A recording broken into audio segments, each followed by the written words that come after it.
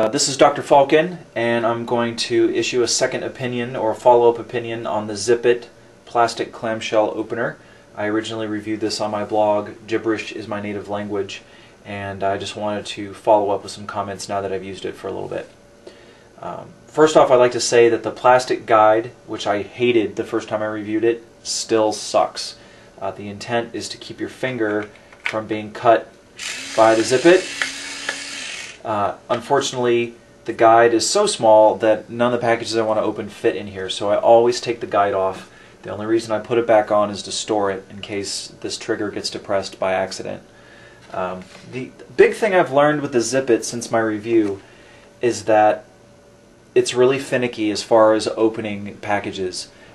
Today I'm going to open an X-Blades utility knife that uses razor blades. I have a couple of these and I just need to open another one.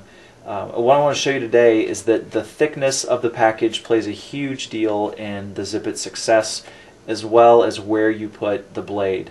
The number one thing to remember is that you want to avoid any interior packaging, because that's really going to kill the ZipIt. It doesn't have a lot of torque. It's probably a safety reason, but if I were to start cutting and hit the cardboard insert, I'd be screwed.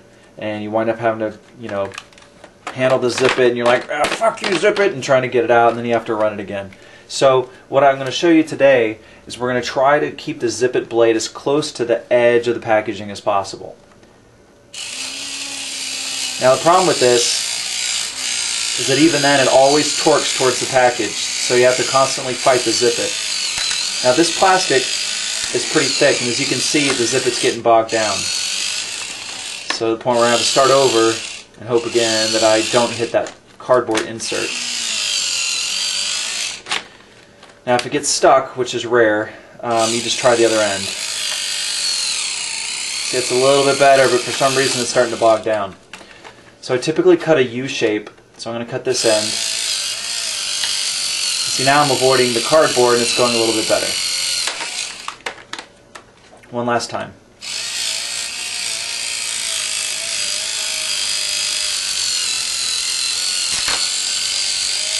So ideally, if you're doing it right, it doesn't take much force to propel the ZipIt. If you wind up having to actually push the ZipIt, and like help it, you're probably cutting too deep or the plastic is too tough.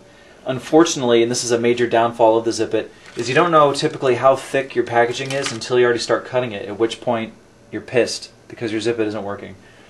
Overall, I would say I wouldn't buy this. This was a gift. I wouldn't pay money for it, but if it's something that you wind up getting, this review will help you use your ZipIt a little bit more effectively.